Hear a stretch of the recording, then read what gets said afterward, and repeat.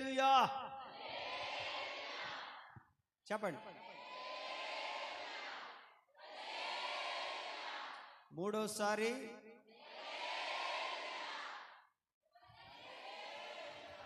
మూడోసారి ఊపుతూ చెప్పాలని ఒక నిబంధన ఆజ్ఞ జారీ చేయబడింది మీకు.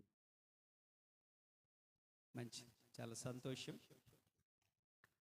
ఒక మాట చదువుకుందాం బైబిల్ గ్రంథంలో నుంచి, మన టయానికి మనం ముగించుకుందాం. ఒక మాట చదువుకుందాం. యాకోబు పత్రిక 3వ అధ్యాయం 4వ వచనాన్ని చదువుకుందాం.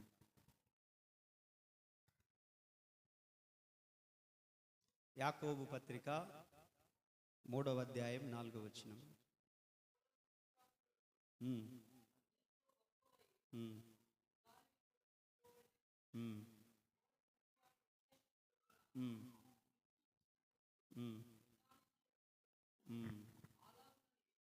చాలు. ఓడలను కూడా చూడుడి. 107వ కీర్తన 30వ వచనం.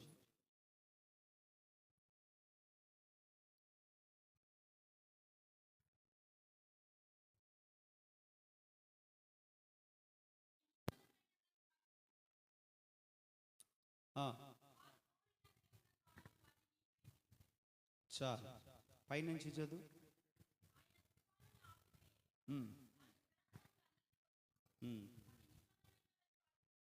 ఆ 107వ కీర్తనలో చదువుతున్నాం. వారు కోరిన రేవునకు, చదవండి అందరూ ఆ మాట. 107:30లో ఆ మాట అందరూ బైబిల్ పట్టుకొని చదవండి.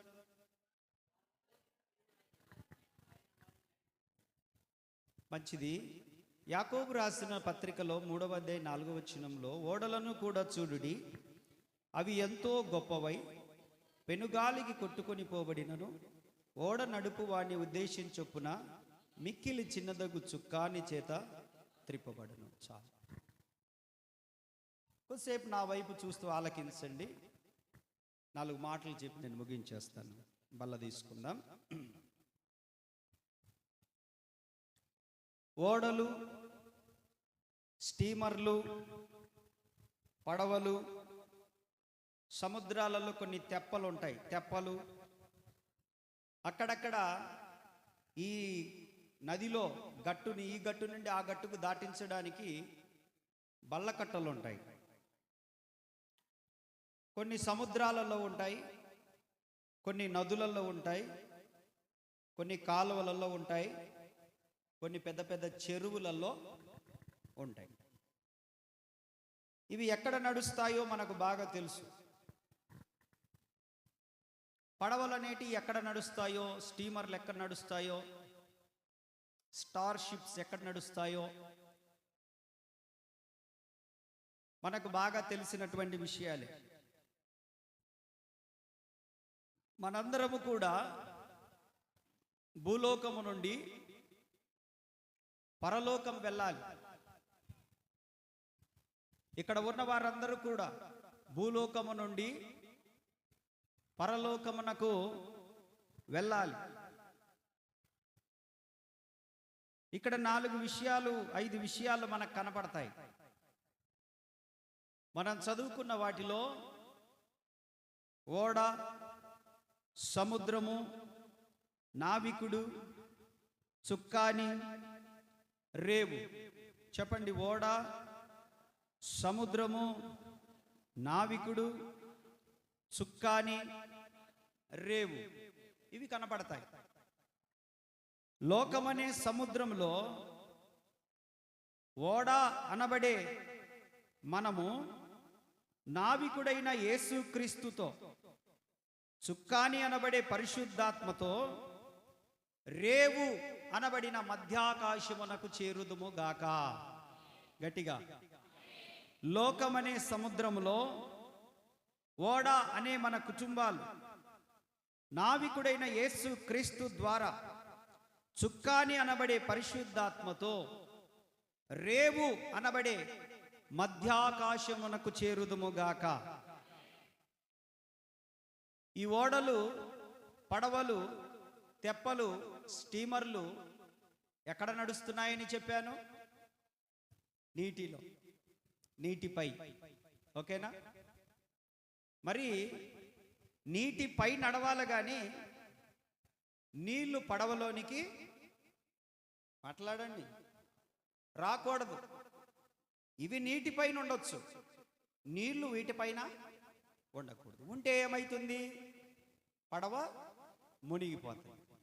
కాబట్టి దేవుని వాక్యము మనకు స్పష్టం చేస్తూ ఉంది. ఈరోజు కొన్ని ఓడల గురించి మీతో మాట్లాడతాను. కొన్ని ఓడల గురించి మాట్లాడి నెమ్మదిగా మాట్లాడి నేను ముగిచ్చేస్తాను. కొన్ని ఓడల గురించి మనం నేర్చుకుందాం. యోనా గ్రంథంలో 1వ అధ్యాయం 7వ వచనాన్ని మనం చదువుకుందాం. యోనా గ్రంథంలో 1వ అధ్యాయం 7వ వచనంలో ఏమనుందంటే, చదువునాను. అంతలో ఓడవారు ఎవరిని బట్టి ఇంత కీడు మనకు సంభవించినది తెలియుటకై మనము చీట్లు వేద్దాము రండని ఒకనితో ఒకడు చెప్పుకొనిరి. చీట్లు వేయగా చీటి యోనా మీదికి వచ్చింది. కాబట్టి వారు అతనిని చూచి, ఎవరిని బట్టి ఈ కీడు మాకు సంభవించెను, నీ వ్యాపారం ఏమిటో, నువ్వెక్కడి నుండి వచ్చితివో, నీ దేశమేదో, నీ జనమేదో, నీ సంగతంతయు మాకు మర్యాదగా చెప్పు. అతడు వారితో ఇట్లా, నేను హెబ్రీయుడను, సముద్రమునకును భూమికిని సృష్టికర్త అయిన ఆకాశమందుండు దేవుడయ్యున్న యెహోవాకు నేను భయభక్తులు గలవాడను ఉన్నాను. యెహోవా సన్నిధిలో నుండి, ఇది అండర్లైన్ చేసుకోండి, దీని కొరకు ఎంతసేపు చదివించా. యెహోవా సన్నిధిలో నుండి పారిపోవుచున్నాను. చాలు.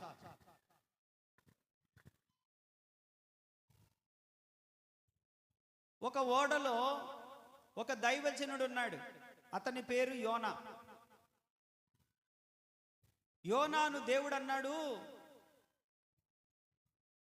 నినేవే పట్టణానికి వెళ్ళు, అక్కడ ప్రజలు చెడిపోయి ఉన్నారు, వారికి ఒక సువార్త ప్రకటించు. 120,000 కంటే ఎక్కువ మంది అయినా కుడి ఎడమలు ఎరుగని జనము, బహుజనము అక్కడ ఉన్నారు, వారికి సువార్త ప్రకటించు అన్నాడు.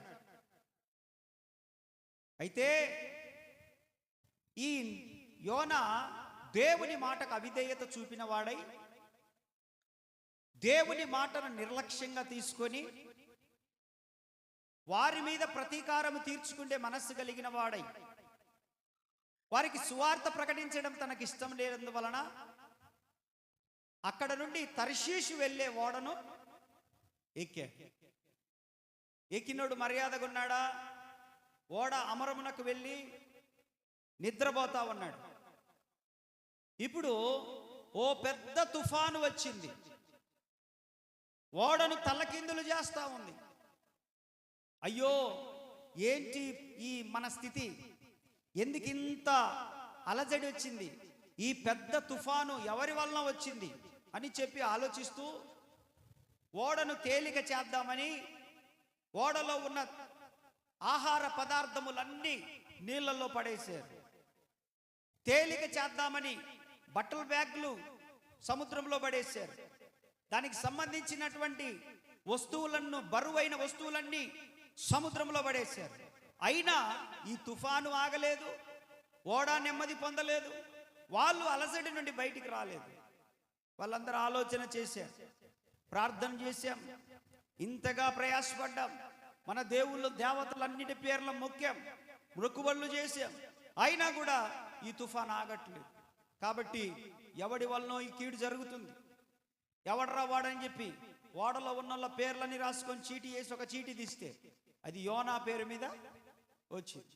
అరే రే ఎవడరా యోనా అంటే అక్కడ ఎవడు లేదు, ఎక్కడున్నాడో ఎతకండ్రా అని చెప్పేసి ఓడ అమరమున్న కిందికి వెళ్ళి గ్రౌండ్ ఫ్లోర్కి వెళ్ళి వాళ్ళు ఓడను చూస్తే అక్కడ ఒకడు పడుకొని ఉన్నాడు, హిబ్రీయుడు. ఆ వేషధారణ, ఆ మాట తీరును బట్టి ఏ దేశమో అర్థమైపోద్ది. అలాగున హిబ్రీయుడు సరే అని చెప్పేసి బాయ్ ఓయి నిద్రపోతా. ఏంటి ఎంత ముద్దు పేరు కదా, ఏం పేరు పెట్టారు? ఓయి నిద్రపోతా. అంత తుఫాన్లో నిద్రపోతుండంటే ఎంత చల్లనివాడో, ఎంత బాధ్యత లేనివాడో. అసలు ఎవడు నాశనమైనా పర్వాలేదు, నేను మాత్రము నెమ్మదిగా ఉండాలనుకునే దుర్మార్గమైన ఆలోచన అని చెప్పుకోవాలి. వాళ్ళందరూ సాగు బతుకుల మధ్యలో ఉంటే ఇతను నిద్రపోతుండంటే పొగడాలనా, గద్దించాలనా, హెచ్చరించాలి కదా, బుద్ధి చెప్పాలి కదా. అందుకని వీళ్ళు వెళ్ళి ఓయి నిద్రపోతా, నీకేమి వచ్చింది, ఏమైందిరా నీకు? మేమందరం ఓడలో చచ్చేటట్లున్నాం, మనం తినే ఆహారాలన్నీ నీళ్ళల్లో పడేసాం, ఇంకేం లేదు, ఎండగట్టుకోవడమే, ఇంకా ఏంది పరిస్థితి అంటే, అయ్యా ఇది నా వలననే తుఫాను వచ్చింది. రైసులా ఎవరి వల్ల వచ్చింది?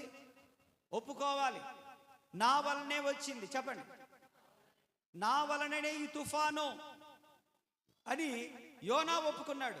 మనలో ఎవరైనా ఒప్పుకోగలమా? నా వల్లనే కుటుంబంలో ఈ సమస్య, నా వల్లనే ఈ కుటుంబంలో ఈ కష్టం, నా వల్లనే ఆర్థిక సంక్షోభం నా ఇంట్లో, నా వల్లనే నా పిల్లలు ఇలా అయిపోయారు, నేను బాధ్యతగా చూసుకోనందువల్లనే, నేను పట్టించుకోనందువల్లనే, నా వల్లనే అని భర్త చెప్పగలడా? నా వల్లనే అని భార్య చెప్పగలదా? నా వల్లనే నా తల్లిదండ్రులు ఇలా వేదన పడుతున్నారు, నా వల్లనే నా తల్లిదండ్రులకు ఈ గర్భశోకము, నా వల్లనే ఈ అవమానము, నా వల్లనే ఈ నిందలు, పరువుగా బ్రతుకుతున్నా నా కుటుంబాన్ని, నా వల్లనే ఈ కష్టం వచ్చిందని పిల్లలు ఒప్పుకోగలరా? ఒప్పుకోగలిగితే దేవుడు అంటున్నాడు మీరు కనికరము పొందుతారు అని చెప్తా ఉన్నాడు దేవుడు. ప్రైజ్ అల్లాహ్. కాబట్టి యోనా అంటున్నాడు ఇది తుఫాను నా వలన కలిగినది. ఎందుకురా నీ వల్ల కలిగిందనంటే, నేను యెహోవా సన్నిధిలో నుండి ఏమన్నాడు? నేను దేవుని సన్నిధిలో నుండి పారిపోతున్నాను. కీడు సమయంలో ప్రార్థించవలసిన వాళ్ళు, కష్టం వచ్చినప్పుడు ప్రార్థించవలసిన వాళ్ళు, దుఃఖం వచ్చినప్పుడు ప్రార్థించవలసిన వాళ్ళు, అవమానాలు వస్తున్నప్పుడు ప్రార్థించవలసిన వాళ్ళు, బంధువులతో, రక్త సంబంధులతో, స్నేహితులతో, శ్రేయభిలాషులతో, ఇంట్లో, బయట, పొలములో, పట్టణములో, ఎక్కడైనా సరే కష్టం వచ్చినప్పుడు, బాధ వచ్చినప్పుడు, ఇబ్బంది వచ్చినప్పుడు, అవసరత వచ్చినప్పుడు, రోగం వచ్చి హాస్పిటల్లో ఉన్నప్పుడు ప్రార్థించవలసిన వారు ప్రార్థించకపోతే తుఫాను పెరిగిపోతే, అలజడులు పెరిగిపోతాయి, ఆహార పదార్థములు పోతాయి, వస్త్రహీనులైపోతారు, కరువు వచ్చేస్తుంది, ఖడ్గం వచ్చేస్తుంది, ఆపద వచ్చేస్తుంది, ప్రమాదం వచ్చేస్తుంది.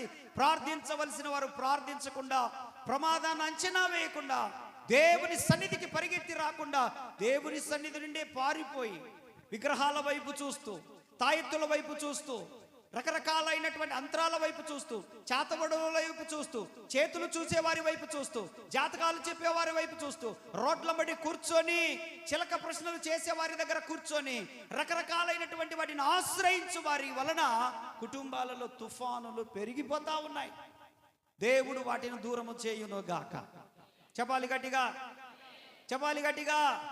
దేవుడు ఆ శాపము నుండి కుటుంబాలను విడిపించును గాక, ఆ దరిద్రము నుండి కుటుంబాలను విడిపించును గాక. మన వలనే కలిగిన తుఫానులో మనకు నెమ్మది కలుగును గాక, మన బిడ్డలకు నెమ్మది కలుగును గాక. చెప్పాలి గట్టిగా, స్తోత్రం చెప్పండి. యెహోవా సన్నిధి నుండి పారిపోకుండా ఈ రోజు నుండి మనం చేయాల్సిన పని ఏంటనంటే, మనము ప్రార్థన చేయుదుము గాక. దేవుని వాక్యం సెలవిస్తా ఉంది, యోనా వలన ఓడ ఆగిపోయింది. ఏమైంది? యోనా వలన ఆగిపోయింది ఓడ. యోనా వలన తుఫాన్ వచ్చింది, యోనా వలన పడవ నిలిచిపోయింది, యోనా వలన బ్రద్దలవ్వాల్సినటువంటి పరిస్థితి వచ్చింది, యోనా వలన ఈ ఓడ కొట్టుకుపోవాల్సిన పరిస్థితి వచ్చింది. అంటే ఎవరైతే దేవుని సన్నిధిలో మొరపెట్టాల్సిన విషయాలను, దేవునికి చెప్పాల్సిన విషయాలను, దేవుని సన్నిధిలో మోకరించాల్సిన విషయాలను, దేవుని దగ్గర కనిపెట్టుకోవాల్సిన విషయాలను మనం తీసుకెళ్ళి ఎక్కడెక్కడో మనం మాట్లాడడం ద్వారా, ఇతర వాటిని ఆశ్రయించడం ద్వారా, ఇతర వాటిని కోరుకోవడం ద్వారా మన బలమును, లేకపోతే మనకున్న అధికారమును, మనకున్న వాటిని ఆశ్రయించడం ద్వారా ఏమైపోతుందంటే తుఫాను వచ్చే ప్రమాదం ఉంది. తుఫాను వల్ల మన కుటుంబం ఆగిపోయే ప్రమాదము కూడా చెప్పాలి. ఒక క్రైస్తవుడు దేవుని సన్నిధి నుండి పారిపోకుండా, ఒక క్రైస్తవుడు కష్టం వచ్చినప్పుడు దేవుని సన్నిధికి పరిగెత్తుకొని వచ్చును గాక. ఒక ప్రార్థనాపరుడు, ఒక క్రైస్తవురాలు, ఒక క్రైస్తవేతరులు ఎవరైనా సరే, బల్లలో పాలు పొందుతున్నవారు, అదేవిధంగా కానుకలిస్తున్నవారు, సభలకు సహకరిస్తున్నవారు, బాధ్యతగా ఉంటున్నవారు, పరిచర్యలో ఉంటున్నవారు, ప్రతి ఆదివారం నమ్మకంగా వస్తున్నవారు, కష్టం వచ్చినప్పుడు కూడాను అయితే మీ ఇంట్లో మోకరించాలి, అయితే మందిరంలో మోకరించాలి, అయితే మీరున్న ప్లేస్లోనే మోకరించాలి, అయితే మీ కష్టం వచ్చిన చోటనే మోకరించడానికి అనుకూలంగా ఉంటే మోకరించగలిగి ప్రార్థన చేస్తే నీ ఓడ కొనసాగుతుంది, కానీ నీ ఓడ ఆగిపోదు.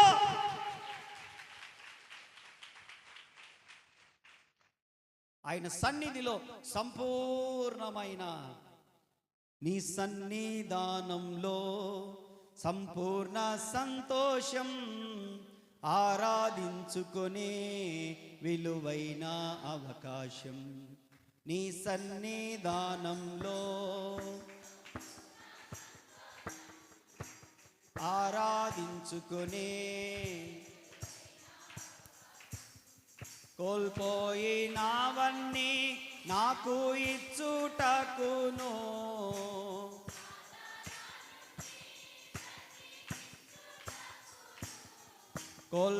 కోల్పోయినవన్నీ నాకు బాధల నుండి నీవే రాకపోతే నేనేమైపోతున్నా, నీవే రాకపోతే. హల్లెలూయా. చేతులెత్తి గట్టిగా చెప్పాలి. ఉజ్జీవంగా, మరొకసారి ఉజ్జీవంగా. ఆగిపోయిన ఓడ కారణం యోనా. మొట్టమొదటిది ఆగిపోయిన ఓడ కారణం యోనా. ఎవరి వలన ఆగిపోయింది? చాలా జాగ్రత్త గమనించాలి బిడ్డలారా. ఎవరి వలన ఈ తుఫాను? యోనా వలన. జాగ్రత్త. దేవుని సన్నిధి నుండి పారిపోతున్నావేమో. నువ్వు పారిపోతే సమస్య పరిష్కరించబడదు. దేవుని సన్నిధికి పరిగెత్తుకొని వస్తే సమస్య పరిష్కరించబడుతుంది. నువ్వు పారిపోతే స్వస్థతను అందలేవు. దేవుని సన్నిధికి పరిగెత్తుకొని వస్తే స్వస్థత దొరుకుతుంది. నువ్వు పారిపోతే సంతానమేం కలగదు. హన్నా వలె దేవుని షీలోహు మందిరానికి వచ్చి ప్రార్థన చేస్తే, దేవుని సన్నిధికి వస్తే సమస్య పరిష్కరించబడింది. నువ్వు పారిపోతే ఏమి సాధించలేవు. దావీదు వలె రోజుకు మారు ఆలయానికి వచ్చి మోకరించి ప్రార్థన చేసిన దావీదు ప్రతి శత్రువును, ప్రతి క్రిటికల్ పొజిషన్, ప్రతి సర్కమ్స్టెన్సెస్ ను ఎదుర్కోగలిగిన సామర్థ్యము దేవుని సన్నిధిలో దొరుకుతుంది తప్ప బయట దొరకదు. నీ ఓడ ఆగిపోకూడదు అనుకుంటే ఈరోజు దేవుని దగ్గర చెప్పయ్యా, నా వల్లే నా కుటుంబంలో, నా వల్లే నా ఇంట్లో, నా వల్లే నా పిల్లల్లో, నా వల్లే నా భర్త, నా వల్లే నా భార్య, నా వల్లే నా తల్లిదండ్రులు, నా వల్లే నా పిల్లలు, అయ్యా ఇలా ఉండడానికి నా వలనే అని ఒప్పుకోగలిగితే ప్రభు అంటున్నాడు, తప్పులు ఒప్పుకున్నవాడిని ఏం చేస్తాడంటే ప్రభు, అతిక్రమములు దాచిపెట్టువాడు వర్ధిల్లడు, వాటిని ఒప్పుకొని విడిచిపెట్టువాడు. కమ్ ఆన్ ఎవ్రీవన్, కనికరము పొందును. చెప్పండి. దేవుడు క్షమించే దేవుడు, కనికరిస్తాడు. నీ ఓడను, నీ కుటుంబాన్ని ఆగిపోనివ్వకుండా, నీ స్థితిగతులను ఆగిపోనివ్వకుండా ఆయన కొనసాగించునుగాక. హల్లెలూయా. మరొక ఓడను చూద్దాం. 2 Chronicles chapter 20, దినవృత్తాంతముల 2వ గ్రంథము 20వ అధ్యాయము 35 నుంచి కొన్ని వచనాలు చదువుకుందాం. చదువునా?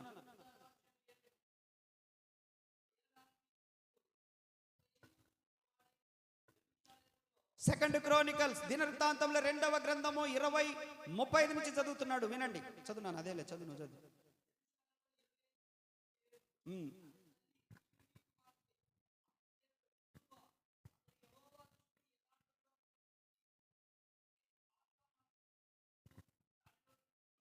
దేవునికి మహిమ కలుగును గాక. 37వ వచనం చదువు, 35వ వచనం చదువు, 20:35. అందరూ చూడండి. దినవృత్తాంతముల 2వ గ్రంథం పేజీ నంబర్ 374, 20వ అధ్యాయం 35 వచనం చదువునా. ఇది అయిన తర్వాత యూదా రాజైన యెహోషాపాతు మిక్కిలి దుర్మార్గముగా ప్రవర్తించిన ఇశ్రాయేలు రాజైన అహజ్యాతో స్నేహము చేసెను. తర్షీషునకు పోదగిన ఓడలను చేయింపవలెనని యెహోషాపాతుతో అతనితో స్నేహము చేయగా వారు ఎజెన్గెబెరులో ఆ ఓడలను చేయించిరి. అప్పుడు మారేషవాడును దోదావాహు కుమారుడునగు ఎలియాజరు, నీవు అహజ్యాతో స్నేహము చేసుకుంటివి గనుక యెహోవా నీ పనులను భంగము చేయునని యెహోషాపాతు మీద ప్రవచనం ఒకటి చెప్పెను. ఆ ఓడలు తర్షీషునకు వెళ్ళజాలకుండా బ్రద్దలైపోయెను. స్తోత్రం చెప్పండి, చేతులెత్తి చెప్పండి. బ్రద్దలైన ఓడ చెప్పండి, చెప్పాలందరూ. ఇంతమంది చెప్తే అంతే శబ్దం వస్తుందా? బ్రద్దలైన ఓడ. Very good. ఒకటి ఆగిపోయిన ఓడ, ఎందుకు ఆగిపోయిందో చూసుకున్నాం. రెండవది బ్రద్దలైన ఓడ, ఎందుకు ఓడలు బ్రద్దలయ్యాయి. ఓకేనా? Listen careful. యెహోషాపాతు రాజును దేవుడు ఆశీర్వదించాడు. ఆమేన్ చెప్పండి, ఆమేన్ చెప్పండి. యెహోషాపాతు రాజును దేవుడు ఆశీర్వదించాడు. ఆమేన్ చెప్పండి. స్తోత్రం. ఆశీర్వదించాడు. ఓ పెద్ద యుద్ధం వచ్చింది యెహోషాపాతు రాజు కాలంలో. ఆ యుద్ధం వచ్చినప్పుడు యెహోషాపాతు దేవుని సన్నిధికి వచ్చి మొరపెట్టాడు, ఉపవాసం ఉండి. మొరపెడితే దేవుడు అన్నాడు, యెహోషాపాతు, నీ బలమును చూసుకోలేదు, నువ్వు నీకున్న సైన్యాన్ని చూసుకోలేదు, నీకున్న ఆధిక్యతలు చూసుకోలేదు, నీకున్నటువంటి సామర్థ్యాలు చూసుకోకుండా నీకు కష్టం వస్తే, యుద్ధం వస్తే, నీకు శత్రువులు నీ ఎదురుగా నిలబడితే నీ బలాన్ని ఆశ్రయించకుండా, నీ సైన్యాన్ని ఆశ్రయించకుండా, నీకున్న తెలివితేటలను ఆశ్రయించకుండా ఇదిగో నా సన్నిధికి వచ్చి ఉపవాసం ఉండి ప్రార్థించావే, నేను నీకు తప్పకుండా సహాయం చేస్తానని చెప్పాడు. హల్లెలూయా, హల్లెలూయా. దేవుడు తనకు ఎలా సహాయం చేశాడు తెలుసా? వాళ్ళు ఉపవాసం ఉండి ప్రార్థన చేసిన తర్వాత అతను రాజైనప్పటికీ దేవుడు అన్నాడు, ఇదిగో యుద్ధము నీవు కాదు నేను చేస్తాను. 15వ వచనములు అంటాడు, ఈ యుద్ధము యెహోవా సెలవిచ్చినదేమనగా, 15వ వచనం 20:15లో యెహోవా సెలవిచ్చినదేమనగా, ఈ గొప్ప సైన్యమునకు మీరు భయపడకుడి, జడియకుడి, ఈ యుద్ధము మీరు కాదు దేవుడే జరిగించునుగాక. 17వ వచనములు అంటాడు, ఈ యుద్ధములో మీరు పోట్లాడవలసిన నిమిత్తము లేదో. చప్పట్లు కొట్టండి.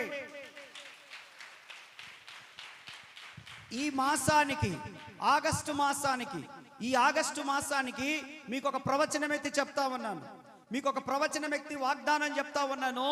ఈ ఆగస్టు మాసానికి పోరాటాలలో ఉన్నటువంటి బిడ్డలారా, మీరు పోరాడవలసిన పని లేదు. దేవుడే మిమ్మల్ని గెలిపించుటకు సిద్ధమైన మనసు కలిగి ఉన్నాడు. పోరాటాలు ఆయన చేతిలోనికి తీసుకున్నాడు. మీరు కేవలం యుద్ధ భూమిలో నిలబడి ప్రార్థించడం వరకే మీ పని, ఉపవసించడం వరకే నీ పని, ప్రభువు పాదాలు పట్టుకోవడం వరకే నీ పని, కన్నీళ్లతో తడపడం వరకే నీ పని. నీ పోరాటాలను జయించే మార్గం ఆయనే చూపిస్తాడు. ఆయన ఈ ఆగస్టు మాసంలో అదే మీ వాగ్దానం, అదే మీ వాగ్దానము, అదే మీ వాగ్దానం. ఇక దేవునికి మహిమ కలుగునుగాక. దేవుడు యెహోషాపాతుతో అన్నాడు, నీ పోరాటాలు నేను జయిస్తాను, నేను పోరాడతాను, శత్రువులతో నువ్వు పోరాడ నిమిత్తము లేదో అని చెప్పి, ఒక కత్తి లేకుండా, ఒక ఈటె లేకుండా, ఒక విల్లు లేకుండా, ఒక బాణము లేకుండా, లేకపోతే ఒడిసెల లేకుండా, చేతిలో ఒక ఆయుధము లేకుండా దేవుడు ఏం చేశాడంటే, వారు స్తుతి ఆరాధన చేస్తూ ఉండగా, వినాలి మాట, వారు ప్రార్థించి అయిపోయిన మీదట, ఉపవాస ప్రార్థనలు ప్రకటించి ప్రార్థించి అయిపోయిన మీదట వారందరూ గలమెత్తి స్తుతి ఆరాధనలు చేస్తుంటే దేవుడే రంగంలోనికి దిగి అక్కడున్న శత్రువులను మొత్తాన్ని ఒకని దృష్టి ఒకని మీదికి మళ్ళీ ఒకని కత్తిని మరొకని మీదికి పంపించి వారే కత్తితో పొడుచుకొని చనిపోయేటట్లు దేవుడు అద్భుతం చేశాడు. అక్కడ నీ పోరాటాలు దేవుని, నీ పోరాటాలు దేవుని, నీ పోరాటాలు దేవుని, నీ పోరాటాలు దేవుని. ఈ రోజు నుండి నీవి కావు. నీ పోరాటాలు దేవుని ఈ రోజు నుండి నీవి కావో. దేవుడు అంటున్నాడు, నా భుజాల మీద వేసుకుంటా నా పోరాటాలను, నువ్వు నా వెనకుండు చాలంతే. ఆ పోరాటాలు నువ్వు పోరాడొద్దు. ఓపిక కలిగి ఉండు, సహనం కలిగి ఉండు, ఉపవాస ప్రార్థన పెట్టుకో. నీ శరీరం రెచ్చగొడుతుందా? వద్దు. ఉపవాస ప్రార్థన నీకు నువ్వే ఉపవాసం ఉండు, నువ్వే ఇంట్లో మోకరించు. నీకు నువ్వే ఈ పూట నేను ప్రభువా నేను తినట్లేదు, నేను ప్రార్థన చేసుకోవడానికి పని మానుకొని ఇంట్లో ఉంటున్నాను, నాకున్న పోరాటాలు ఇవి, నాకున్న పరిస్థితులు ఇవి, నాకున్న స్థితిగతులు ఇవి, ఇదిగో ఈ పోరాటాల్లో జయ జీవితం కొరకు నా పక్షాన్ని నువ్వు పోరాడతావని దైవజనుడు చెప్పాడు ఈరోజు. అందుకని నేను ఒక పూట ఉపవాసం ఉండి ప్రార్థన చేస్తున్నానని ప్రార్థన చేయగలిగితే దేవుడే రంగంలో నీకు దిగుతాడు, మీరు కాదు. సే ఆమేన్. హల్లెలూయా, హల్లెలూయా. చెప్పండి గట్టిగా.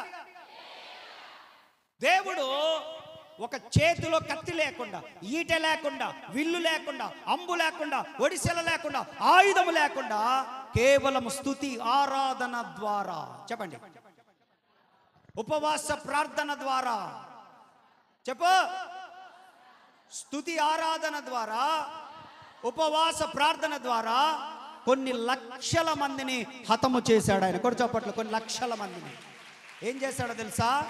శత్రువు మీదికి లేపాడు ఆయన. గుర్తుపెట్టుకోండి, మీరేం పోరాడకాకండి. శత్రువు మీదికి లేపుతాడు అంతే. వాళ్ళు శత్రువులు కాదు, వాళ్ళంతా ఒకటి. వీళ్ళ ప్రార్థన ద్వారా దేవుడు ఏం చేశాడు? చదువునా అన్నమాట.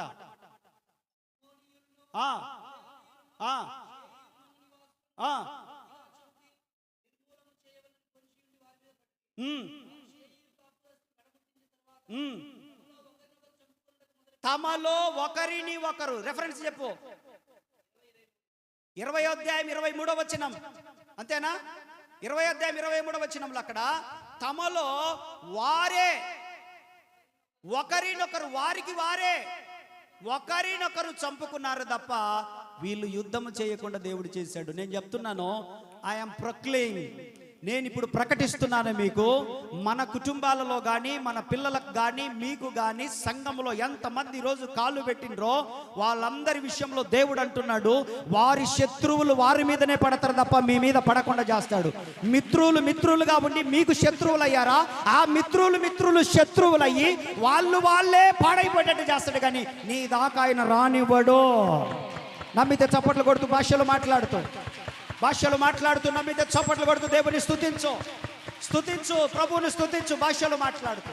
ఇది నీ పట్ల, నా పట్ల జరుగుతున్న కార్యం. ఈరోజు ఈ మాసంలో దేవుడు చేయబోతున్న అద్భుతం అది. దేవునికి మహిమ కలుగును గాక, దేవునికి మహిమ కలుగును గాక, దేవునికి మహిమ కలుగును గాక, దేవునికి మహిమ కలుగును గాక. హల్లెలూయా. అంత గొప్ప అద్భుతం చేశాడు యెహోషాపాతు జీవితంలో. స్తోత్రం చెప్పండి. అద్భుతమా కాదా అది? అద్భుతమా కాదా అది? అంత అద్భుతం చేస్తే అతను చేసిన పెద్ద బ్లండర్ మిస్టేక్ ఏంటంటే, యెహోషాపాతు 35 చదువునానా. ఇది అయిన తరువాత యూదారాజైన యెహోషాపాతు మిక్కిలి దుర్మార్గముగా ప్రవర్తించిన ఇశ్రాయేలు రాజైన అహజ్యాతో స్నేహము చేసెను. చేయొచ్చా అండి? చేయొచ్చా? తప్పు కదా. దేవుడు ఆశీర్వదించాడు కదా, దేవుడు మేలు చేశాడు కదా యెహోషాపాతుకి. యెహోషాపాతు దుర్మార్గముగా ప్రవర్తించిన రాజుతో స్నేహం చేశాడంట. ఒక భక్తిపరుడు భక్తిహీనునితో, చెప్పాలి, ఏం చేస్తున్నాడు? ఒక భక్తిపరుడు ఎవరితో స్నేహం చేస్తున్నాడు? భక్తిహీనునితో స్నేహం చేశాడంట. చేసినందువలన ఏమైనా తెలుసా? ఒక దైవజనుడు వెళ్ళి, అయ్యా పనికి మాలినంతో స్నేహం చేస్తున్నావు నువ్వు, దేవుడు నిన్ను యుద్ధంలో ఎలా గెలిపించాడు, నీ పక్షాన ఎలా కార్యం చేశాడు, నువ్వు ఉపవాస ప్రార్థన చేశావు, స్తుతి ఆరాధన చేశావు, దేవుడు నీకు ఎంత గొప్ప మేలు చేశాడు, అలాంటి నీవు భక్తిహీనునితో సహవాసమా నీకు? లోకస్తునితో సహవాసమా నీకు? ప్రార్థనకు వెళ్తూ మానేసినంతో నా సహవాసం నీకు? చర్చికి వెళ్తూ మానేసిన వాడితో నా సహవాసం నీకు? దేవుళ్ళో ఉండి ఆరిపోయి వాడు ఇష్టానుసారంగా తిరుగుతూ ఇష్టానుసారంగా ప్రవర్తించే వాడితో నా సహవాసం చేయొచ్చునా అని గద్దిస్తే వినకుండా అతను సహవాసం చేసినందువలన 27వ వచనంలో అంటాడు, గనుక యెహోవా నీ పనులను. ఎందుకు మన పనులు అప్పుడప్పుడు భంగమైపోతుంటాయంటే మన స్నేహాలను బట్టి భంగమైపోతా ఉంటాయి. మనం చేసే స్నేహాలు, మనం చేసే సంబంధాలు, మనము నడిచే నడక ఆత్మీయులతో నడవాలి, ప్రార్థనాపరులతో నడవాలి, పరిశుద్ధులతో నడవాలి, మంచిగా వాక్యము దొరికే సంఘములోనికి రావాలి, మంచిగా ఆరాధన జరిగే సంఘములోనికి రావాలి, స్వస్థతలు జరుగుతున్న సంఘములోనికి రావాలి, దేవుని వాక్యము వాడిగా వేడిగా వస్తున్న సంఘములోనికి రావాలి, దేవుని ఆధ్యాత్మికమైన కార్యాలు జరుగుతున్నటువంటి పరిశుద్ధ సమాజముగా కూడుతున్న పరిశుద్ధులతో సహవాసం చేస్తే బాగుంటది. కానీ సంఘాన్ని విడిచిపెట్టి వెళ్ళిపోయిన వారితో, భక్తిహీనులతో, అక్కడక్కడ ఇండ్లంబడి తిరుగుతూ దైవజనుడి గురించి తప్పుగా మాట్లాడుతూ, సంఘ బిడ్డల గురించి తప్పుగా మాట్లాడుతూ, సేవ పరిచర్య గురించి తప్పుగా మాట్లాడుతూ, నోటికి ఎంత వస్తుంటే అదుపు హద్దు లేకుండా మాట్లాడే భక్తిహీనులతో సహవాసం చేయడం ద్వారా దేవుడు అంటున్నాడు, నీ పనులను భంగము చేస్తాను. ఏమంటున్నాడు? నీ పనులు వాడు పోతే పోయిండు, వాడు నాశనం అయితే అయిండు. నువ్వు వాడితో స్నేహం చేసినందుకు నీ పనులు కూడా, నీ కొంప కూడా, నీ కుటుంబము కూడా, నీ జీవితము కూడా, నీ పరిస్థితి కూడా. ఎందుకు? నువ్వు మంచివాడివే కానీ ఎవరితో సహవాసం చేస్తున్నావు? నువ్వు ప్రార్థనాపరుడు, ఎవరితో సహవాసం చేస్తున్నావు? నువ్వు మంచిదానివే, ఎలాంటి వ్యక్తితో సహవాసం చేస్తున్నావు? నువ్వు మంచి అమ్మాయివే, ఎలాంటి వ్యక్తులతో సహవాసం చేస్తున్నావు? నువ్వు మంచి అబ్బాయివే, ఎటువంటి వ్యక్తులతో సహవాసం చేస్తున్నావు? నువ్వు మంచి వ్యక్తివే, ఎటువంటి వ్యక్తులతో సహవాసం చేస్తున్నావు? నీ సహవాస దోషము నీ మీద కూడా పడి నీ మంచి పరిస్థితులను కూడా మొత్తం బ్రద్దలు చేసేస్తాయి సుమా. అర్థమవుతుందా? వాక్యం అర్థమవుతుందా మీకు? స్తోత్రం చెప్పండి అర్థమయ్యే వాళ్ళు. నువ్వు మంచిదానివే, నువ్వు మంచివాడివే, నువ్వు మంచి అమ్మాయివే, నువ్వు మంచి అబ్బాయివే, నువ్వు మంచి వ్యక్తివే, కానీ నీ సహవాసం దుర్మార్గులతో, నీ సహవాసం త్రాగుబోతులతో, నీ సహవాసం ముసలమ్మ ముచ్చట్లు చెప్పేవారితో, నీ సహవాసం పనికి మాల ఆటలాడేవారితో, నీ సహవాసం త్రాగుబోతులతో, వ్యభిచారులతో, దుర్మార్గులతో, వేశ్యలతో, వ్యభిచారులతో, ఇష్టానుసారంగా లోకంగా బ్రతికే వారితో ఒకవేళ నీలాంటి వ్యక్తి సహవాసం చేస్తే వాడు ఎలాగూ పాడైపోయాడు, నువ్వు కూడా పాడైపోతావు. నీ పనులు నాశనం అయిపోతాయి. నీ కుటుంబం అనే ఓడ అది మనకు దూరం అవునుగాక. దేవుని ఉద్దేశం అది? దేవుని చిత్తమా మనం బ్రద్దలైపోవడము, మన పనులు భంగం అయిపోవడం దేవుని చిత్తమా? దాని కింద అంటాడు, నీ ఓడలన్నీ, చదువు దాని కింద, నీ ఓడలు తర్షి, ఎక్కడికైతే వెళ్ళాలని వ్యాపారాలు మొదలు పెట్టావో నీ వ్యాపారపు ఓడలు తర్షీషునకు వెళ్లకుండా బ్రద్దలైపోతాయి. స్తోత్రం. అర్థమవుతుందా వాక్యము? భక్తిహీనులంటే ఎవరో తెలుసా? ప్రార్థనకు వస్తూ వస్తూ ఆగిపోయిన వాళ్ళు. భక్తిహీనులంటే ఎవరో తెలుసా? ప్రార్థన చేస్తూ చేస్తూ ఇంకా ప్రార్థన చేయడమే మానేసిన వాళ్ళు. భక్తిహీనులంటే ఎవరో తెలుసా? బైబిల్ వాక్యము ధ్యానిస్తూ అసలు వాక్యం అంటేనే ఇష్టం లేని వాళ్ళు. భక్తిహీనులంటే ఎవరో తెలుసా? ఇక దేవుని మందిరమే వద్దు అనుకునే వాళ్ళు. ఎవరిల్లంతా? భక్తిహీనులు. అటువంటి వారితో నువ్వు సహవాసం చేసినావు అనుకో, 26వ కీర్తన 4,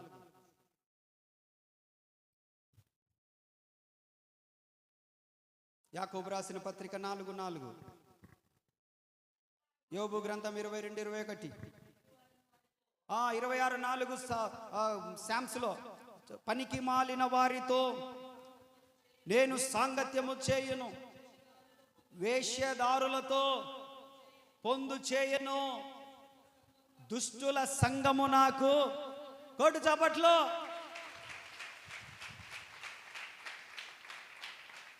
వేశ్యదారులతో నేను పొందు చేయను, దుష్టులతో నేను సాంగత్యము చేయను, దుష్టుల సంఘము నాకు. ఎలాంటి వ్యక్తులతో ఉంటున్నావు నువ్వు? వేశ్యదారులు, పైకి భక్తి గల వారిగా నటించి మోసం చేస్తూ ఉంటారు. నేను కూడా మోసపోయాను అమాయకంగా లాగన. పైకి వేశ్యదారులాగా, పైకి భక్తిపరులాగా ఉండి వేశ్యాధారణ. జాగ్రత్త, మీరు నమ్మి మోసపోగాకండి. టెల్ మీ వన్ థింగ్, నేను చెప్తాను వినండి, మీరేం మాట్లాడతారు కానీ. నువ్వు ఎవరినైతే బాగా నమ్ముతావో, నీ బలము బలహీనతలు ఎవరి దగ్గర అయితే చెప్పుకుంటావో, నీ ఇంట్లోకి కానీ నీ విషయాలకు కానీ ఎవరికైతే ఎక్కువగా చనువిస్తావో వాళ్ళే నమ్మక ద్రోహం చేస్తారు. చేస్తారు అంతేనా? నువ్వు ఎవరినైతే బాగా నమ్ముతావో, నీ బలము బలహీనతలు చెప్పుకుంటావో, వాళ్ళను నువ్వు స్నేహితులని నువ్వు అనుకుంటావు, బట్ వాళ్ళు కాదు. ఏదో ఒక రోజు కొంప ముంచేస్తాడు. Be careful. స్తోత్రం చెప్పండి. అందుకు వేశ్యదారులతో దూరంగా ఉండండి. పైకి గొర్రె చర్మం ధరించుకున్న తోడేళ్ళు తిరుగుతున్నాయి. పైకి గొర్రె చర్మం ధరించుకున్న తోడేళ్ళు తిరుగుతున్నాయి. తోడేళ్లతో జాగ్రత్త. గొర్రెలారా, మనము దేవునికి గొర్రె పిల్లలుగానే ఉండాలి, కానీ తోడేళ్లతో మన సహవాసము. దేవుని వాక్యం అంటుంది ఎవరితో సహవాసం చేయాలి. యోబు గ్రంథం 22:21.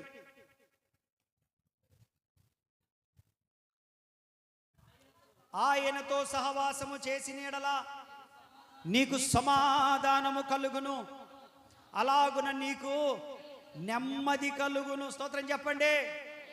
ఎవరితో సహవాసం చేయాలి?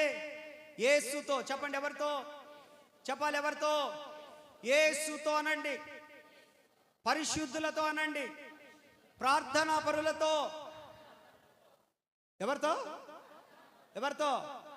పరిశుద్ధులతో, ప్రార్థనా పరులతో, భక్తి పరులతో మనం సహవాసం చేస్తే మనకు మేలు కలుగుతుంది, సమాధానం కలుగుతుంది. యాకోబు పత్రిక 4:4 ఒక మాట అంటాడు,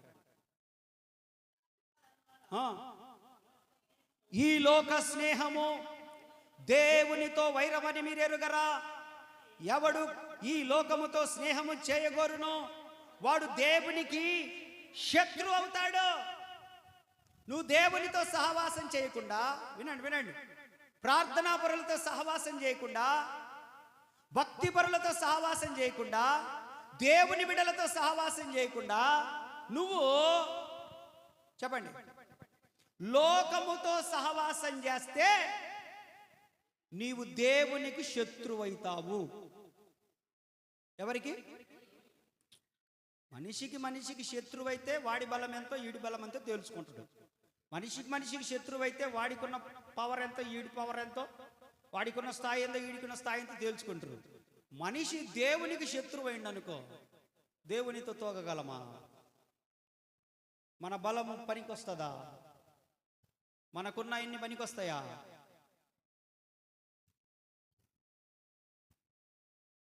అందుకే అంటాడు, దుష్ట సాంగత్యము మంచి నడవడిని. కొరింథీయులకు రాసిన మొదటి పత్రికలు అంటాడు 15వ అధ్యాయంలో, దుష్ట సాంగత్యము మంచి నడవడిని చెరుపు. జాగ్రత్త, జాగ్రత్త, జాగ్రత్త. నీ సహవాసం దేవుని పిల్లలతైతే దేవుని సహాయం నీకు అందుద్ది. నీ సహవాసము మిక్కిలి దుర్మార్గముగా ప్రవర్తించిన అహజ్య లాంటి రాజుతో అయితే నీ పనులు భంగమైపోతాయి, నీ ఓడలు బ్రద్దలైపోతాయి. ఏమంటున్నాడు? నీ పనులు ఏమైపోతాయి?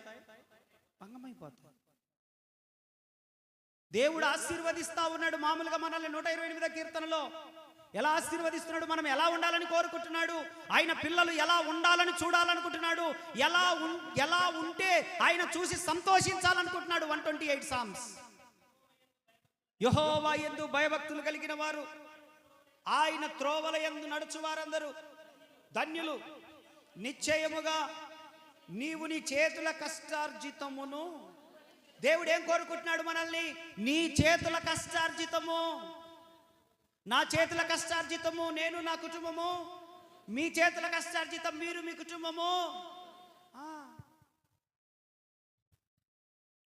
ఆయన ఆశ. ఇప్పుడు చేతుల కష్టార్జితాలను ఏం చేస్తున్నారు?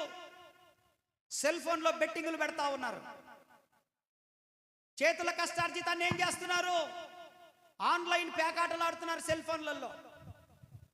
చేతుల కష్టార్జితాన్ని ఏం చేస్తున్నారు? ఆన్లైన్లో 2020 మ్యాచ్లకు, వరల్డ్ కప్ మ్యాచ్లకు, క్రికెట్ మ్యాచ్లకు ఏమైనా బెట్టింగులు పెడతా ఉన్నారు. ఏం చేస్తా ఉన్నారు? చేతుల కష్టార్జితాన్ని ఏం చేస్తున్నారు? మట్టకాకు పెడతా ఉన్నారు, ఆన్లైన్ గేమ్స్కు పెడతా ఉన్నారు.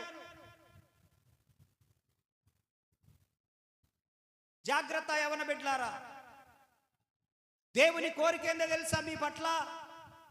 పురుషులారా, మీ పట్ల దేవుని ఇష్టమేందో తెలుసా? మీరు కష్టపడిన కష్టార్జితం మీరు, మీ కుటుంబం, మీ పిల్లలందరూ అనుభవించాలని దేవుడు చూడాలనుకుంటున్నాడు. ఆయన అది చూడాలనుకుంటున్నాడు. ఆయన మీరు పేకాటలకు ఖర్చు పెట్టి, ఆన్లైన్ గేమ్స్ ఖర్చు పెట్టి, బెట్టింగులకు ఖర్చు పెట్టి, మట్కాలకు ఖర్చు పెట్టి, రకరకాలైన క్రికెట్ వాచ్లకు ఖర్చు పెడితే ఏమైతుందో తెలుసా? నీ పనులు భంగమైపోతాయి, నువ్వు నష్టపోతావు, రూపాయి కూడా రాకుండా ఆత్మహత్య దగ్గరికి వెళ్ళిపోద్ది ఆ పరిస్థితి. ఎవడి కష్టార్జితాన్ని ఆడబెడుతున్నావు? స్తోత్రం చెప్పండి. హల్లెలూయా, హల్లెలూయా, హల్లెలూయా. అర్థమవుతుందా వాక్యము? దేవుని ఆశ ఏంటంటే నీవు, నీ కుటుంబము నీ కష్టార్జితం అనుభవించాలని. ఎవడో ఆన్లైన్లో వాడెవడో కూడా నీకు తెలియదు. ఫోన్ తీసుక గొట్టంగాడు తెలుసా నీకు? వాడెవడో తెలుసారా నీకు? వాడెవడో తెలుసా? దాంట్లో బెట్టింగులు పెడుతున్నాడు తెలుసా నీకు? యవ్వనస్తులు పాడైపోతా ఉన్నారు. అప్పులు చేసుకొని భక్తిగా ఉన్న వాళ్ళు కూడా త్రాగుబోతులు అయిపోతా ఉన్నారు. అప్పులు చేసుకొని భక్తిగా ఉన్న వాళ్ళు కూడా దేవుడు నాకు సహాయం చేయలేదని పనికి మాలిన మాటలు మాట్లాడుతూ ఉన్నారు. ఎవడరా నేను ఆన్లైన్లో గేమ్ పెట్టమన్నా దేవుడు పెట్టమన్నాడా? బెట్టింగులు దేవుడు పెట్టమన్నాడా? పేకాట దేవుడు ఆడమన్నాడా? నువ్వు పోగొట్టుకొని, నువ్వు నష్టపరుచుకొని, దేవుడు నాకు అన్యాయం చేశాడు, నేను దశం భాగాలు ఇచ్చాను, నేను ఎంత చక్కగా దేవుని మందిరానికి వెళ్తాను, రాజన్నకు నేను ఎంత బాగా సహకరిస్తాను అంటే రాజన్న చెప్పిండా పేకాట ఆడమని? రాజన్న చెప్పిండా ఆన్లైన్ బెట్టింగులు పెట్టమని? రాజన్న చెప్పిండా దాంట్లో నీ భార్యకు తెలియకుండా, నీ పిల్లలకు తెలియకుండా వాళ్లకు పెట్టాల్సిన ఆ భోజనం కూడా వాడికి ఎవడో దిక్కులేని అడిగి పెట్టరని చెప్పిండా? వానికి మాలనాడా, బుద్ధి లేని గాడిద. తల్లిదండ్రుల మాట కానీ భార్య మాటని వినని డాష్ డాష్ డాష్ వడరా నువ్వు. ఆత్మహత్యలు చేసుకొని చస్తా ఉన్నారు. బాధతో, కడుపులో బాధతో చెప్తా ఉన్నాను. ఏమనుకుంటున్నారు మీరు? లక్షలు అప్పులు చేసుకొని యాన్నోబడి చస్తే నీ తల్లి పరిస్థితి ఏంది? నీ తల్లి అంటే తర్వాత సంగతి నాయన. నేను నమ్ముకొని వచ్చిన నీ భార్య బిడ్డల పరిస్థితి ఏంది అసలు ముందు? అవునా కాదా? భార్య బిడ్డల పరిస్థితి ఏంది? భర్త లేని లోటు ఎవడన్నా తీర్చగలడా? తల్లి లేకపోతే మీలాంటి వాళ్ళను అమ్మ అని పిలుచుకోవచ్చు. తండ్రి లేకపోతే తండ్రి గారు అని ఇంకొకళ్ళని పిలుచుకోవచ్చు. భర్త లేకపోతే భర్త అని పిలవగలమా ఎవరినన్నా? ఆ స్థానాన్ని ఎవరికన్నా ఇవ్వగలమా? ఈ బుద్ధి లేని వాళ్ళకి తెలియక, ఈ మూర్ఖులకు తెలియక చాలా బాధ అనిపిస్తూ ఉంది. దేవునికి స్తోత్రం. కారణం చెడ్డ సహవాసాలు. అలాంటి ఆడేవాడితో తిరిగితే ఆ బుద్ధులే వస్తాయి. అలాంటి బెట్టింగులు పెట్టేవాడితో తిరిగితే అలాంటి బుద్ధులే వస్తాయి. అలాంటి గేములు చేసేవాడితో తిరిగితే, అలాంటి పనికి మాల చేష్టాలు చేసేవాడితో తిరిగితే అయ్యే ఆలోచనలు. రే పెట్రా పెట్రా పెట్రా, 200 బెట్రా, 500 బెట్రా అని చెప్పేసి ఆన్లైన్లో 200తో 100తో బెట్టింగులు స్టార్ట్ అయ్యి భార్య ఒంటి మీద ఉన్నటువంటి తాళి కూడా తాకట్టు పెట్టి, పిల్లకు సమర్థ అయితే తీసుకొచ్చినటువంటి ఉంగరాలను కూడా తీసుకొని పోయి తాకట్టు పెట్టి, కార్యక్రమానికి తీసుకొచ్చిన ఇత్తడి బిందెలు కూడా తాకట్టు పెట్టి, కడుపు రగిలిపోతుందండి. మొన్న ఒక ఇంటికి వెళ్ళాను నేను. ఏడుపు ఒక్కటే తక్కువ నాకు ఆ ఇంట్లో కూర్చొని. ఏం చేయాలన్నా, ఏం చేసి బతకాలి? ఏమన్నంటే నేను ఆత్మహత్య చేసుకుని చచ్చిపోతా అంటున్నాడు అన్న. ఏం కర్మ అన్న ఆయనకు? ఎట్ట బతికినోళ్ళం అన్న మొన్నటిదాకా మేము. నేను చచ్చిపోతాను బెదిరిస్తున్నాడన్నా. ఆయన చచ్చిపోతే నా పరిస్థితి, నా ఇద్దరు ఆడపిల్లల పరిస్థితి ఏందన్న నేడుస్తున్నాను. ఇది వరకు లేదు కదక్క, ఇది వరకు అట్లాంటి వాడు కాదే. ఈ మధ్య ఒకడు తగులుకున్నాడన్నా, మనకి మాలనోడు ఒకడు తగులుకున్నాడు ఈ మధ్య. బావ రారా అని చెప్పేసి ఊరికే ఇంటికి వచ్చినోని కూడా తీసుకొని పోతున్నాడన్నా. ఇంట్లో ఉన్నోని పిల్లలతో ఆడుకుంటూ అన్నం తినేటోని కూడా తీసుకుపోతున్నాడన్నా. అప్పులు చేసేటానికి. ఇప్పుడు అవి తీర్చడానికి శ్రీరామ్ చిట్స్లో కట్టలేదు, బజాజ్ ఫైనాన్స్ది కట్టలేదు. వాళ్ళు ఫోన్లు చేస్తున్నారు, ఒకటేమైనా తిడుతూ ఉన్నారు. ఇంట్లో పిల్లలకు తీసుకొచ్చిన ఉంగరాలు, చిన్న చిన్న ఉంగరాలు, అదేవిధంగా ఇత్తడి బిందెలు, అవన్నీ కూడా నా ఒంటి మీద మొత్తం తీసుకెళ్ళిపోయింది అన్న. మనశ్శాంతి లేక నా బాధ నీకేం తెలుసు అని తాగుడు స్టార్ట్ చేశాడన్న. ఇప్పుడు గట్టిగా మాట్లాడితే కొడుతున్నాడు. ఏం మాట్లాడాలన్నా? అందుకే నేను 4 ఇళ్లలో పాష్ పనికి పోయి ఆడ 1500 తెచ్చుకొని పిల్లలను పోషించుకుంటున్నా. ఎట్లా బ్రతికినోళ్ళు నాయన. కడుపులో బాధ ఉంది దైవజనుడిగా, మీ కొరకు ప్రార్థించేవానిగా, మీ కొరకు కన్నీళ్లు గార్చేవారిగా, మీ కొరకు కడుపు కట్టుకొని ఉపవాసాల నుండి చేతులెత్తి రాత్రులలో విజ్ఞాపన చేసేవారిగా కడుపులో రగులుతుంది. చెడు స్నేహాల వలన పనులు భంగమైపోతున్నాయి. చెడు స్నేహాల వలన ఓడలు బ్రద్దలైపోతున్నాయి. కుటుంబం అనే ఓడ బ్రద్దలైపోతుంది. కుటుంబాలు నాశనం అయిపోవడానికి గల కారణం మీరు కాదు, మీరు చెడు వ్యక్తులతో సహవాసం చేసినందువలన మీ ఓడలు, మీ కుటుంబాలు, మీ పనులు. బంగారం లాంటి మనిషి ఆ మనిషి, వాడెవడో వచ్చి స్నేహానికి తీసుకెళ్ళాడు, వాడు నాశనం అయ్యాడు, కుటుంబాన్ని నాశనం చేశాడు. యెహోషాపాతు, నిన్ను ఎట్లా ఆశీర్వదించాను నేను. యెహోషాపాతు, నిన్నే స్థాయికి తీసుకొచ్చాను నేను. కత్తి చేతిలో కత్తి లేకుండా, ఒక ఖడ్గం లేకుండా, ఈట లేకుండా, విల్లు లేకుండా, అంబు లేకుండా, వడిసెల లేకుండా, ఆయుధం లేకుండా నీకు విజయాన్ని ఇవ్వలేదా నేను? నువ్వు అహజ్యాతోటి ఒక మిక్కిలి దుర్మార్గుడైనటువంటి వ్యక్తితో స్నేహం చేస్తావా? నీ పనులను చెప్పాలి, నీ పనులను భంగం చేస్తా. ఖబర్దార్. నీ పనులు భంగం అయిపోవడానికి యేసు ప్రభు కాదు కారణము, పాస్టర్ గారు కాదు కారణము, సంఘము కాదు కారణము, నీ స్నేహము.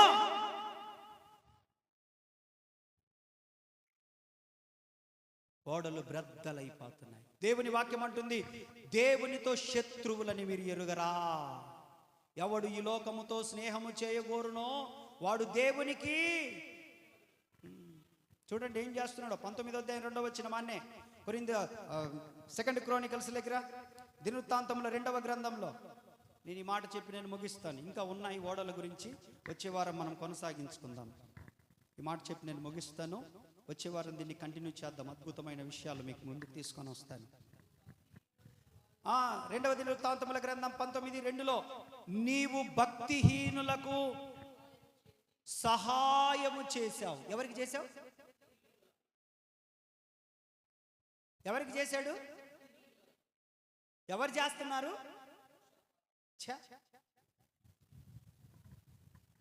హలో, ఎవరికి సహాయం చేస్తున్నాడంట? భక్తిహీనులకు సహాయం చేస్తా ఉన్నాడంట. ఇక్కడి అక్కడ, ఇక్కడ ఏం జరుగుతుందో అక్కడ ఏం జరుగుతుందో ఇక్కడ.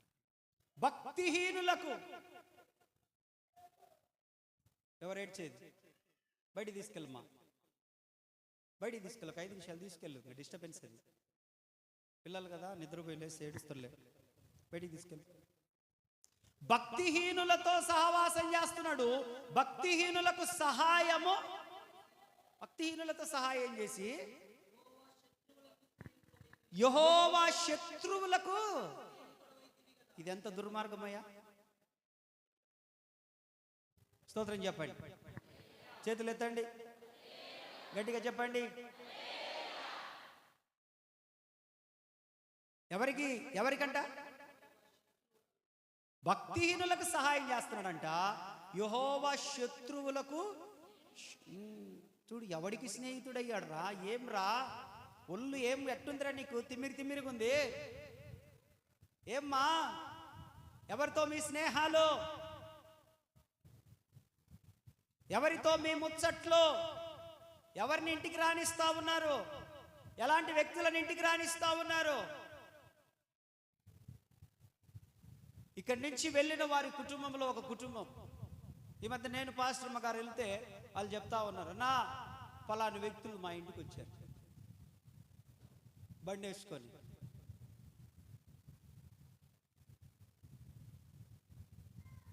అసలు వాళ్ళు మాట్లాడుతుంటే వీళ్ళేనా ఇలా మాట్లాడేది అని అనిపించింది మాకు. ఒకసారి చెప్పినామన్నా వాళ్ళు మాట్లాడినంతసేపు విన్నాం. మాకు అర్థమైంది వాళ్ళ మాటలలోనే.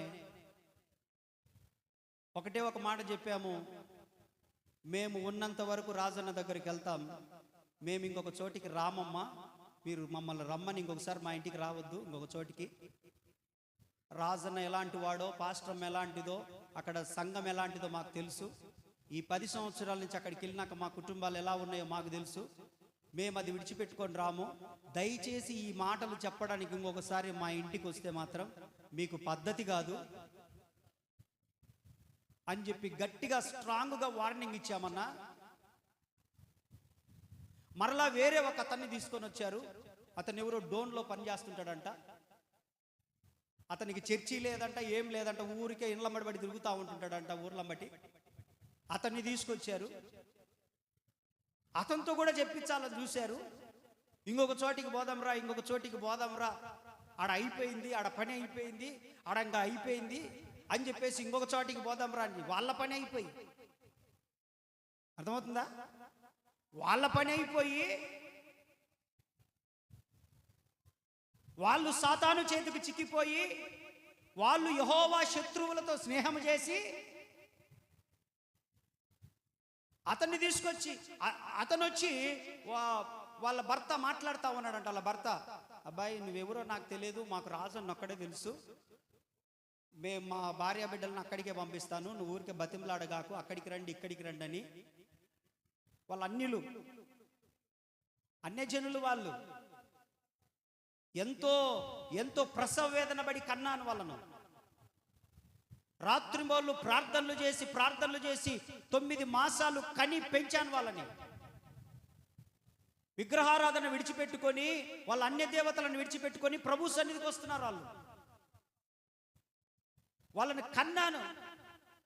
అయితే వాళ్ళు ఒకటే మాట అన్నారు, మాకు తెలిసింది రాజన్న ఒక్కడే, మాకు తెలిసింది ఆ మందిరం ఒకటే, మీరెన్నైనా చెప్పండి అని అంటే, అప్పుడే ఆయనకు ప్రార్థన చేయించాలని చెప్పేసి ఆ వచ్చినోడితోటి, ఆడెవడో వచ్చిండంట, వాడితోటి ప్రార్థన చేయిస్తే పాపం 3 నెలల దాకా జ్వరము, టైఫాయిడ్, మలేరియా 3 నెలలు వచ్చిందంట అతనికి. ఇతను చేయబెట్టినందుకు అతని మీద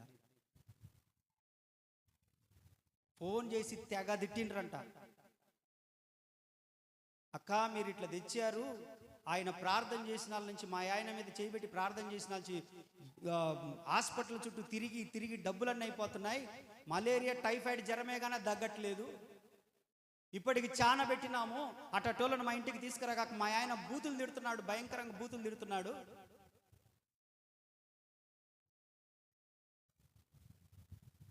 భక్తిహీనులు ఎవరు? ఇల్లు ఎవరు?